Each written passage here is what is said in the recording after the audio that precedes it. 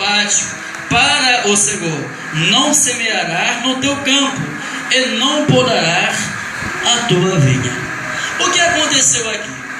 Como a nação de Israel era um povo agrícola, o Senhor falou assim: olha, vocês têm que aprender a questão da estação do ano, o tipo de chuva que vocês vão precisar para plantar, o tipo de alimento, a chuva seródia e a chuva temporã. Você tem que aprender isso aí, porque lá no Egito, quando enchia-se o Nilo, a terra baixava água, então tinha ali muitos nutrientes para ele plantar.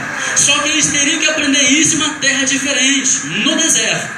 Então o Senhor falou: olha, quando vocês entrarem na terra que eu vos dou, vocês têm 6 anos para vocês plantar, colher e comer. Só que quando chegar um período de 7 anos, vocês não plantam e não colhem nada. Vocês vão dar descanso para a terra, porque é ano sabático. Agora é interessante notar que o ano sabático era contado de 7 e 7 anos. Agora, 10 vezes 7, chegamos ao total de 10 vezes 7, chegamos ao total de 70. Eles negligenciaram 7 anos sabáticos, dando um total de 10 vezes 7, 70. Então eles passaram 70 anos na Babilônia e a terra descansou 70 anos. Vamos ver se realmente era 70 anos na Babilônia. Jeremias capítulo 29. Só para complementar essa questão aqui. Jeremias, acha aí por gentileza, capítulo 29 de Jeremias. Jeremias capítulo 29, quantos achou? Digam amém. Amém. Versículo 10, quem pode ler aí? 10. Isso. Porque assim diz o Senhor: certamente que passados 70 anos em Babilônia, eu vos visitarei e cumprirei sobre vós a minha boa palavra. Obrigado. Trazer vós a este lugar. Obrigado, presbítero Pablo. Assim diz o Senhor: quando se completarem os 70 anos da Babilônia, eu cumprirei a minha promessa a vosso favor, de vos trazer-vos de volta para este exato lugar. O ano sabático era contado de 7 em 7 anos. Eles negligenciaram 7 anos sabáticos. Então, 10 vezes 7, 70. Foram para a Babilônia, cumprindo ali justamente 70 anos. E aí entra a questão: um jovem de aproximadamente 16 anos de idade, outros dizem que é 18, porém vamos ficar nessa questão. Daniel, ele é o autor do livro. É tanto que o nosso Senhor Jesus, ele vai falar a respeito da autoria. Você pode ler aí? Mateus capítulo 24, versículo 15. Mateus 24, verso 15.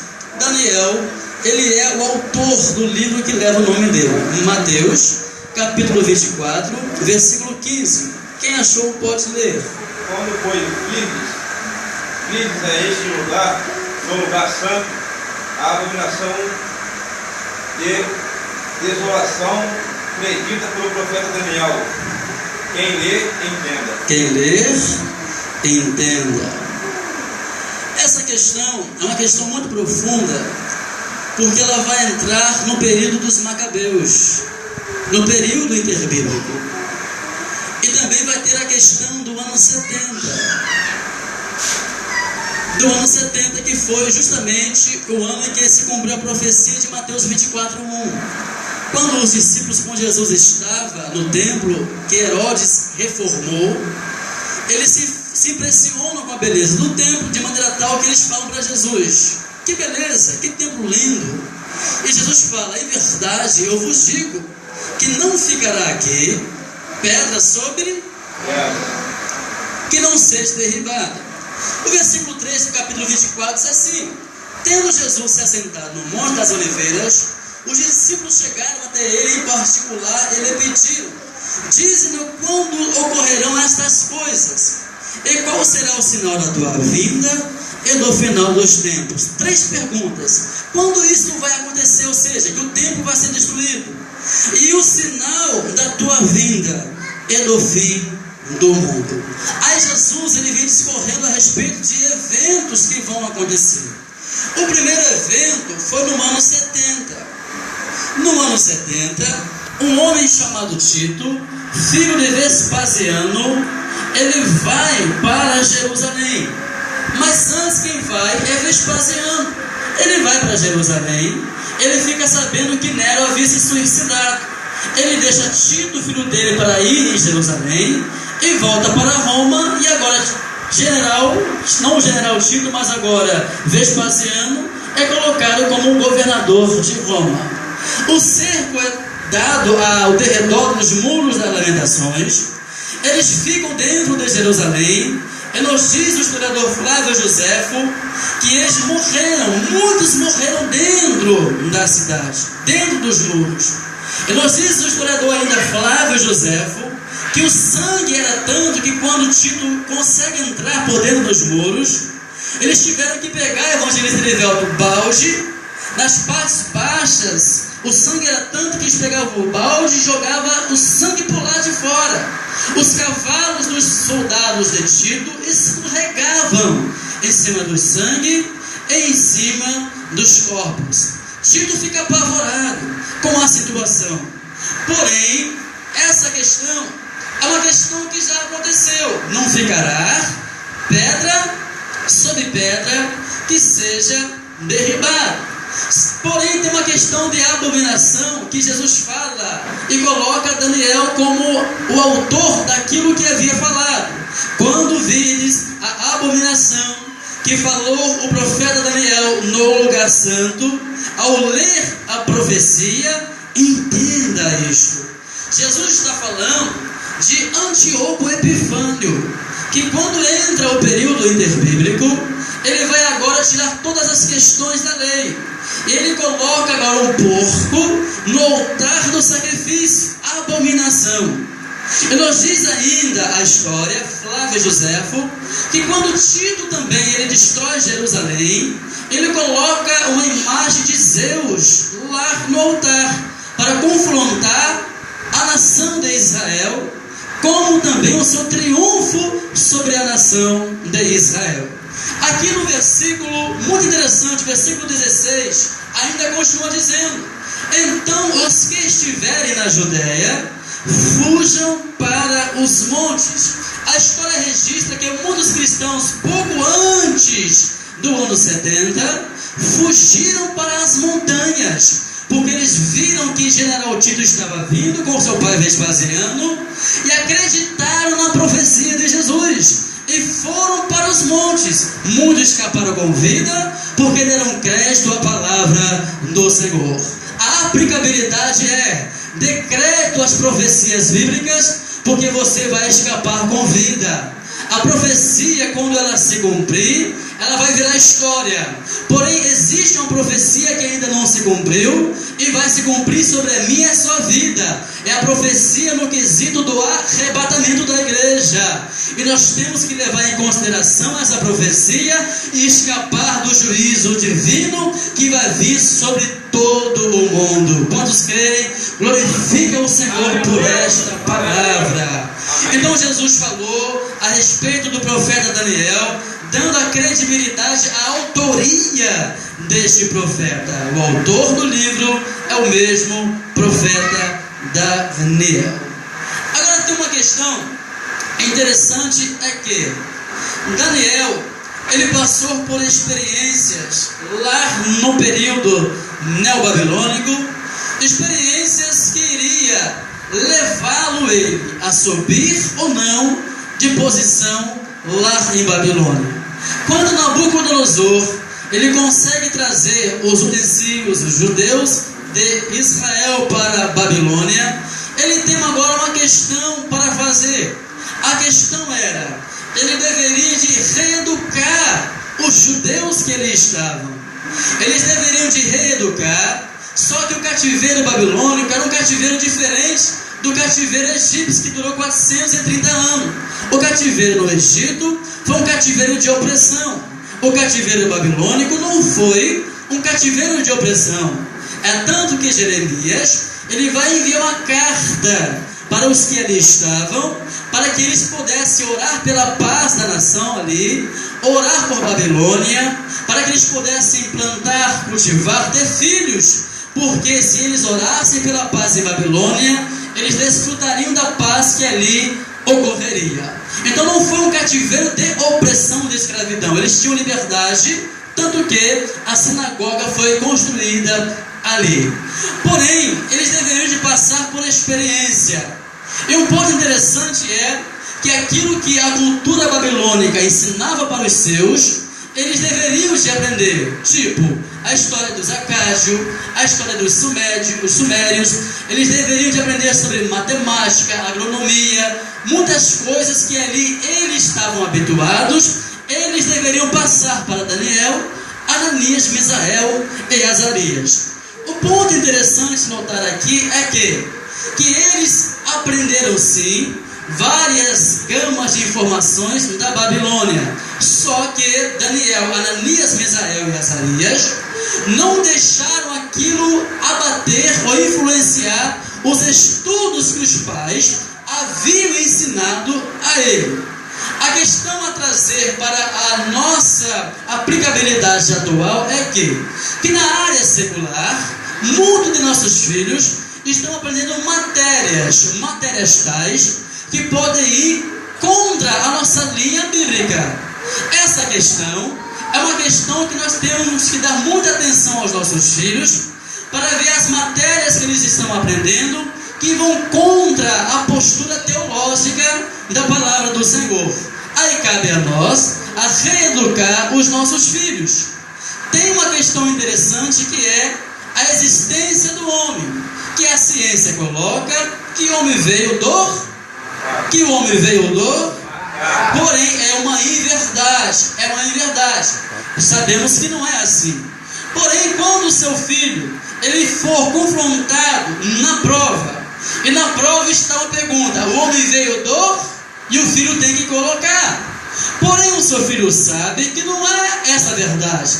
Ele foi instruído, ele foi ensinado que o homem não veio do macaco, que o homem veio do pó da terra. Porém, ele vai colocar que o homem veio do macaco, porque ele precisa da nota. De repente, ele vai ficar triste e vai falar: pai, eu desobedeci um princípio divino. E qual foi o princípio, meu filho? Lá, a prova de ciência, está uma pergunta, e eu tive que completar a pergunta. A pergunta era: o homem veio e eu coloquei, pai, porque se eu não colocasse que veio do macaco, eu sei que não veio, eu não passaria nessa matéria. Aí você fala para o seu filho: meu filho, não esquente a cabeça não, Deus sabe que você sabe que não é assim, e você vai tirar nota boa, porque isso é uma questão de lógica e não é uma questão de fé bíblica. E você orienta o seu filho nessa pequena falha que a ciência tem, mas é uma verdade que nós temos que ensinar para os nossos filhos. E outras matérias a mais, irmãos, que nós sabemos que as matérias de área secular ensina para os nossos filhos, e cabe a nós estar do lado deles, ensiná-los, reeducá-los, orientá-los, para que eles venham ter a Bíblia como verdadeira e algumas matérias antibíblicas e não verdadeira, porém sempre instruindo, orientando, ensinando para o bem maior do seu filho. Então a primeira coisa, uma das primeiras era ensinar eles todas as matérias ali que a Babilônia ensinava para a sua geração. A segunda coisa é de cunho de mudança de identidade, de mudança de nome. Vou frisar aqui só o nome Daniel, que significa Deus é meu juiz. E o nome foi colocado para Beltesazar, o príncipe, ou Bel te proteja, que era o nome de uma das divindades de Nabucodonosor. Porém, aqui tem uma questão interessante. Por quê? Porque quando é tirado o nome Daniel, é tirado também uma questão de fé. Porque o nome Daniel significa Deus é meu juiz. Então Daniel, ele tinha em mente que servia um Deus que era o juiz de todas as causas da vida dele. E quando coloca o nome de Beltesazar, ou Bel te proteja, o príncipe te proteja, está tirando da mente de Daniel uma questão. Não é mais Deus que te protege, não é mais Jeová que te protege, mas é Bel que te protege. É Bel que a partir desse momento Daniel vai te proteger. Porém essa questão não prejudicou este jovem. Por quê? Porque Daniel, além de ser jovem, ele tinha uma vida voltada para Deus. Ele tinha uma maturidade. Ele tinha uma experiência com Deus. Ele tinha uma experiência com Deus que este nome não prejudicou. A mudança de nome não prejudicou a vida de Daniel com o seu Deus. Embora ele estava recebendo um dos nomes da divindade em Babilônia para Daniel, na visão de Aspenaz e Nabucodonosor, era um orgulho, era algo bom, porque estava na vida de Daniel, na vida de Ananias, Misael e Azarias, nomes de divindades babilônicas. Ou seja, nestes jovens está o nome dos meus deuses e eles estão representando os meus deuses. Porém, Daniel sabia que o Deus a qual ele deveria de adorar não era o Deus ali da Babilônia, era o Deus de Israel, e isto não prejudicou a vida de Daniel. A terceira questão é uma questão mais complicada. Por que é mais complicada? Porque a terceira questão vai falar da fisiologia, vai falar de uma necessidade diária, que é a de se alimentar.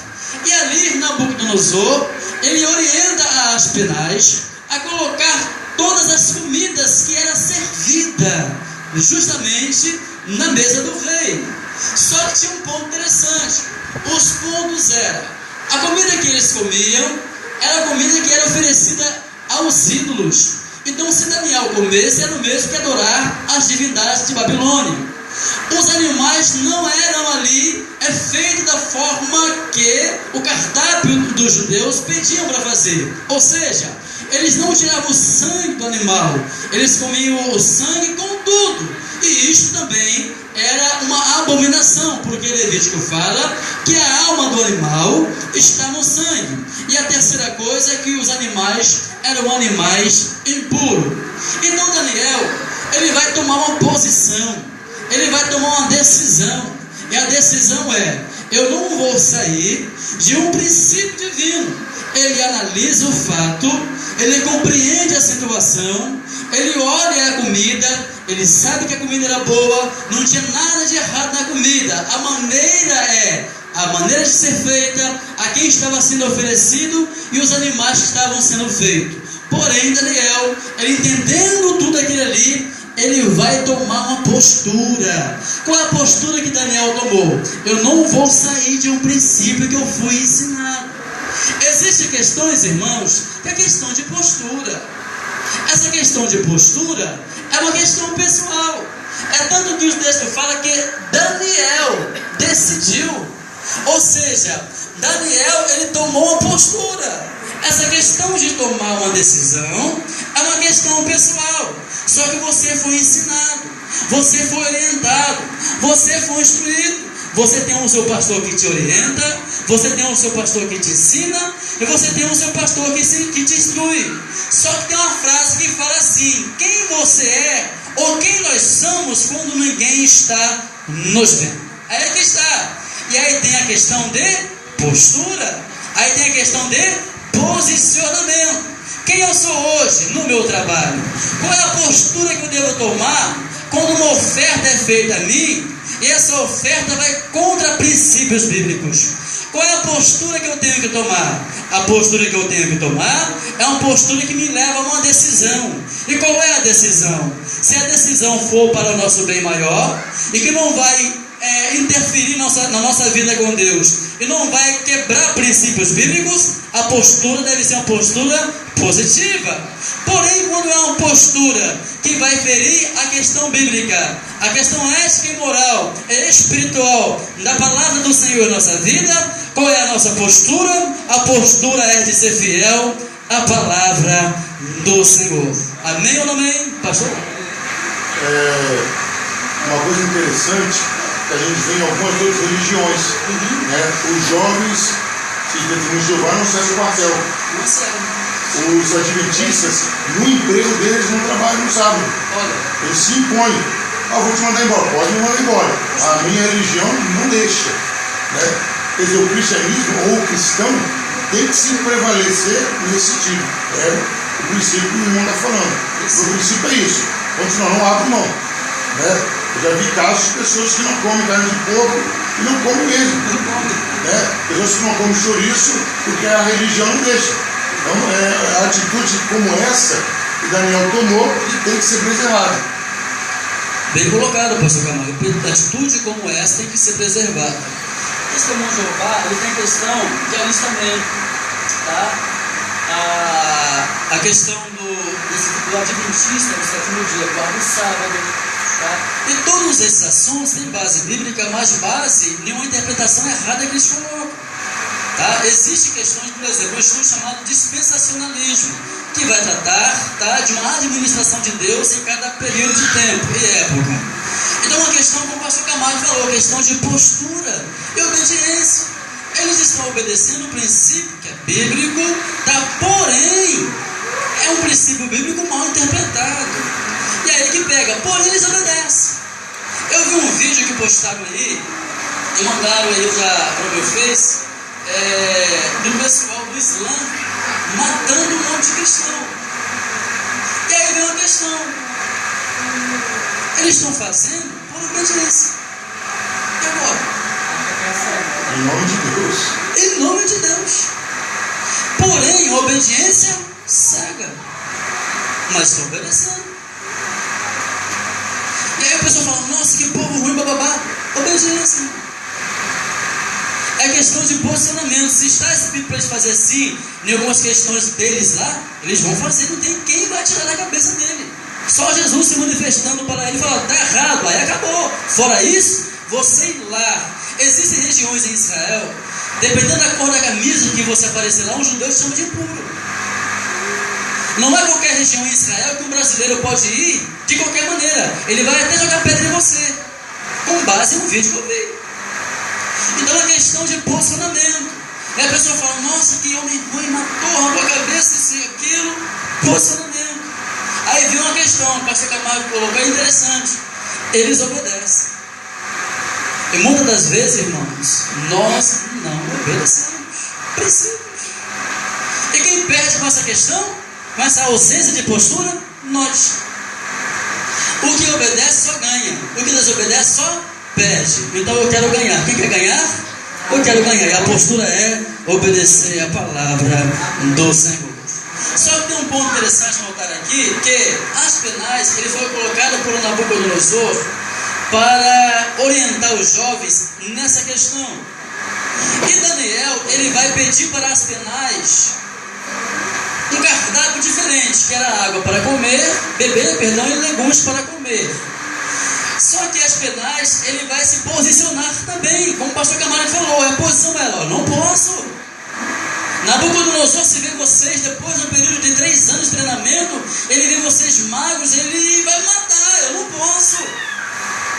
E aí o texto diz que Daniel, ele recebe um não, tá? Já Aspenaz, só que Daniel, ele vai persistir para não sair de um posicionamento, posição de postura de obedecer. Ele vai ao supervisor de Aspenaz e vai falar com o supervisor de Aspenaz. O supervisor de Aspenaz dá para Daniel 10 dias, legumes para comer e água para beber. Só que o texto vai falar, no versículo 8, que Daniel decidiu. Não vai falar que Ananias, Misael e Azarias fez o mesmo. O texto, ele vai se ocultar. Penso eu, aqui está uma questão de influência. Penso eu, porque o texto não fala Daniel, Ananias, Misael e Azarias decidiram, não. Daniel decidiu em seu coração. E o coração aqui vai falar da alma, vai falar dos seus desejos, porque a alma fala das nossas questões emocionais, porque tem na alma pensamento, entendimento, sentimento e vontade.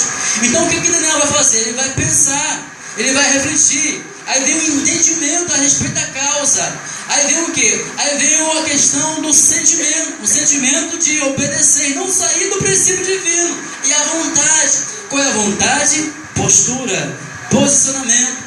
Não vou sair da vontade do meu Deus. E aí eu penso que essa questão de influência fez com que os 3 amigos dele tomassem a mesma decisão. E aí, irmãos, é uma questão interessante. Onde nós trabalhamos, às vezes existem amigos nossos ali, cristãos também, que dependem de uma ajuda nossa. É claro que a posição é individual, a postura é individual, mas nós temos o poder de influenciar o bem. Essa influência vai ajudar os nossos amigos a não sair de uma posição, de uma postura. Não existe aquela questão, esse é problema dele com Deus, não. O que Paulo fala? O que Paulo fala em Gálatas 6? Se vos surpreender alguém uma falta, vós que sois espirituais, encaminhar o tal, com espírito de mansidão, mas olhando por ti mesmo, para que também não venha cair. Então é uma questão de quê? Uma questão de influenciar. Vou deixar ele ir para o caminho que ele quer tomar. Agora, existe uma questão, você dá o conselho. Se a pessoa não recebeu o conselho, aí vem a questão pessoal. É a pessoa que vai trazer sobre si uma questão de uma colheita daquilo que plantou, a lei da semeadura. Aí quando a pessoa obedece, há uma promessa de Deus para a vida dela, promessa de Deus abençoá-la. Tanto que no período de 10 dias, Deus trabalhou no quesito fisiológico de Daniel, Ananias, Misael e Azarias. Tanto que esses 10 dias não eram suficientes para eles tomarem um corpo favorável. E Deus trabalhou. Aí as penadas vai ver, e eles estavam todos formosos. Aí a Bíblia vai fazer o quê? A Bíblia vai fazer uma menção que eles receberam de Deus algo que eles precisavam, para que eles viessem lidar com a questão de uma prova, para saber se eles estavam preparados para servirem no palácio do rei. E aí o versículo 9 vai dizer assim, e Deus fez com que o chefe dos oficiais fosse bondoso para com Daniel e demonstrasse consideração para ele. Aí aqui é interessante notar que mais na frente, vem aqui no versículo 17, olha, no caso desses 4 jovens, aprove a Deus lhe abençoar. Repita comigo, o obediente recebe de Deus uma bênção. Aí vem, no caso desses 4 jovens, aprove a Deus lhes abençoar com especial sabedoria e inteligência em toda a cultura e ciência. E Daniel ainda recebera algo a mais, sábia interpretar sonho e visões de todos os tipos. Irmãos, quem obedece, sem sombra de dúvida, traz sobre si bênção. É uma questão de postura. E Deus, ele se apraz abençoar o obediente. E muitas das vezes a pessoa fala, olha, eu estou trabalhando, eu faço um trabalho para Deus e não recebo nada, mas como estamos diante de Deus? O negócio não é só fazer, o negócio é como estamos. O negócio não é só servir, é como estamos servindo. Servir uma coisa, como servir é outra história. Servir é servir com amor. E quando se serve com amor, não reclama, não murmura, faz com amor porque sabe como está fazendo, para quem está fazendo, e dos céus Deus derrama bênção ao servo que obedece e faz a sua obra com amor. Para encerrar aqui, um ponto interessante é que o período era um período de 3 anos de treinamento. Vamos falar mais na frente, no capítulo número 2, que é um capítulo distinto da questão histórica, é um capítulo que vai falar sobre o sonho de Daniel. Só que tem uma questão interessante aqui. O período de treinamento era um período de 3 anos. Só que no capítulo 2 vai iniciar assim, no 2º ano do seu governo. Ou seja, no 2º ano de Nabucodonosor, rei de Babilônia, teve esses sonhos. Só que tem uma questão interessante aqui. Foi no 2º ano. Só que o treinamento foi um treinamento de 3, mas não bate com o capítulo 2. Porque no capítulo 2, aqui já é o 2º ano de Nabucodonosor. É incoerente. E o período de treinamento foi um período de 3 anos. Aí vem aquela questão que eu falei, do ano 605. quando Nabucodonosor vai para a Babilônia. O ano 605 não foi o ano oficial dele como rei, foi o ano de ascensão. Vamos lá, 605, o ano de ascensão. 604, o primeiro ano oficial, após o ano de ascensão. No ano 603, o segundo ano oficial. Vou repetir, no ano 605, que foi a primeira invasão dele em Jerusalém, foi o primeiro ano de ascensão, não foi o ano oficial. O ano oficial era contado após o ano de ascensão. Então vamos lá, 605, o ano de ascensão. 604, o primeiro ano de Nabucodonosor como rei, ano oficial. 603, o segundo ano oficial, é onde se inicia-se o capítulo de número 2, quando diz, no segundo ano. Ou seja, não tem aqui nenhuma contradição.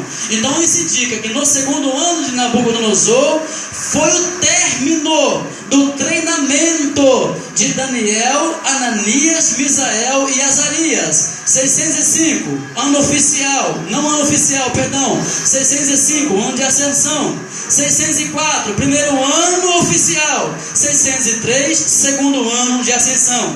605, primeiro ano de Daniel em Babilônia. 604, segundo ano. 603, terceiro ano, que é o total de 3 anos de treinamento.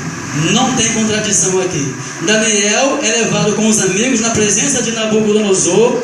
A sabedoria que Deus dá e entrega a eles foi eficiente, porque quando Nabucodonosor vai fazer perguntas a eles, nos diz a Bíblia que não foi achado mais sábio do que eles, e eles foram achados 10 vezes mais sábios do que todos os sábios de Babilônia. Para encerrar, é questão de posicionamento, é questão de obediência. Vou repetir: todos obedientes, aqueles que obedecem, recebem de Deus a retribuição pela sua obediência. Todos que obedecem o seu pastor, a sua liderança, recebe de Deus bênção, porque o pastor ele é representante do eterno na terra. Então obedecer é melhor do que sacrificar. Obedecer é melhor do que sacrificar. Contextualizando, todo o sacrifício que tivemos para vir aqui hoje e não obedecer, significa não trazer sobre nós bênçãos sobremedidas. Então a promessa é obedecer, sempre trará sobre nós bênçãos da parte do Senhor. E a prova é, Daniel foi obediente. Daniel passou por um período difícil na vida, na sua adolescência, passou, conseguiu passar, conseguiu suportar. Deus estava com ele, Deus abençoou ele. E interessante, agora eu vou encerrar, interessante, vamos para casa com isso. Ele foi do Império Babilônico até o Império Medo-Persa. Olha que ponto interessante. Um jovem estava aproximadamente no capítulo de número 6, com 80 anos de idade. Agora o mais interessante ainda, que ele escreveu um livro, irmãos, que foi o autor de um livro da Sagrada Escritura. Sabe o que o pastor Gesiel Gomes falou? Que muitos de nós poderíamos ter um livro, não para incluir na Bíblia, não entenda isso assim, mas um livro de autoria nossa, e muitas das vezes não temos. Porém isso não vai tirar o amor de Deus em nós. Amém ou não amém? Isso não vai tirar. Só que é uma situação a se pensar. Mesmo na situação que Daniel viveu, escreveu um livro inspirado. E aí, muitas das vezes, nós nos deparamos: Senhor, será que o Senhor me dá uma condição de escrever um livro com a biografia da minha pessoa? Deus dá, irmãos. Vou repetir: não escrever um livro para colocar aqui, ó, a revelação máxima já está aqui nos 66 livros. Porém, estou falando de um livro até mesmo teológico, de autoria nossa. E aí, Daniel escreveu um livro teológico de autoria dele. O jovem passou por situação difícil, mas mesmo assim Deus usou como profeta e o usou ainda para fazer um livro. Se põe de pé, por gentileza. Fazer uma oração por